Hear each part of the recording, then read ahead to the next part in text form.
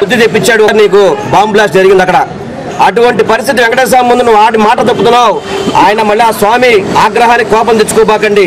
నరేంద్ర మోడీ గారు కావచ్చు, చంద్రబాబు నాయుడు గారు కావచ్చు, పవన్ కళ్యాణ్ గారు కావచ్చు, ముగ్గురు కూడా స్టేజ్ మీద ఉన్నారు. పవన్ కళ్యాణ్ గారు కూడా ఇప్పటిదాకా ట్విట్టర్స్ ఆపేసేయండి, రోడ్డు మీదకి రండి, మీతో పాటు మీ అందరం కూడా కలిసి పనిచేస్తాం. మా జగన్మోహన్ రెడ్డి గారు చెప్పారు, పార్టీలకు అతీతంగా మనం పనిచేద్దామని చెప్పని. మీరందరూ కూడా రోడ్డు మీద రండి, తప్పకుండా ప్రజల తరఫు పోరాడి ప్రత్యేక హోదా సాధించుకుంటాం ఉంటారు.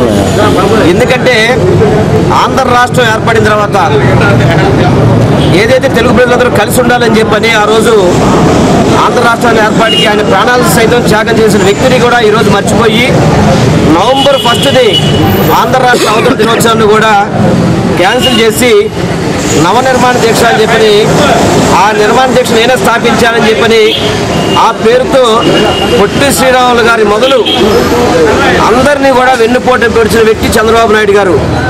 ఈరోజు యావత్ ఆంధ్ర రాష్ట్ర ప్రజలందరూ కూడా ప్రత్యేక హోదా కావాలి అని చెప్పిన ప్రజలంతా రోడ్డు మీదకి వస్తుంటే వాళ్ళందరినీ కూడా పోలీసు రాజ్యంతో పోలీసులతో నియంత్రించే విధంగా ఒక ప్రతిపక్ష నాయకుడు వైజాగ్ ఎయిర్పోర్ట్కి వెళ్ళి ఆ యొక్క శాంతియుతంగా క్యాండిల్స్ ర్యాలీ చేస్తామంటే దానికి కూడా పర్మిషన్ ఇవ్వకుండా ఎయిర్పోర్టు రన్వే మీద ఆయన అడ్డగించి ఎటువంటి ఏర్పాట్లు చేయకుండా కూడా ఆయన్ని రన్వే మీద కూర్చునే దౌర్భాగ్య స్థితి తీసుకొచ్చిన ఈ అధికార పార్టీ చంద్రబాబు నాయుడు గారు ఎంత దుర్మార్గుడో అర్థమవుతుంది.